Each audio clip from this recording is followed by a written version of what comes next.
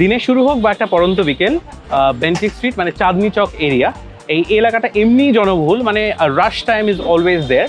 আর সেই সময় মানে চাঁদনি চকে এসেছি আমি চুমুক দিতে, না যেটা ভাবছেন সেটা নয়, চায়ে চুমুক দিতে। কারণ আমি দাঁড়িয়ে রয়েছি ফালতু টি সেন্টারের সামনে, যেটা 13 বছর পুরনো, 2012 থেকে শুরু হয়েছিল এবং কলকাতার মানুষ এখানে ভিড় করে। দেখতেই পাচ্ছেন যে ক্রাউড কীরকম সারাক্ষণ ধরে মানে ভিড় করে রাখে ফালতু টি সেন্টার, কারণ এখানকার চা হচ্ছে অনবদ্য।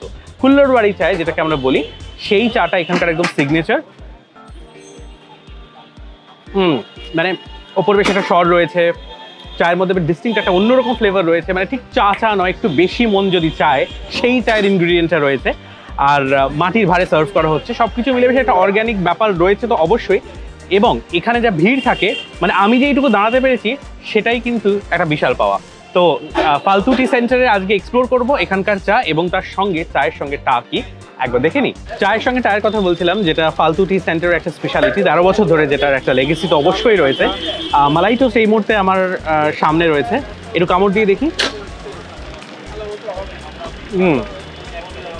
মালাই যারা ভালোবাসে টোস্টের ওপর ক্রাঞ্চি, একদম অন্যরকম। আর স্পেশাল যে টোস্টটার কথা বলা হয়েছিল সেখানে মালাই তো রয়েছে, রয়েছে চকলেট।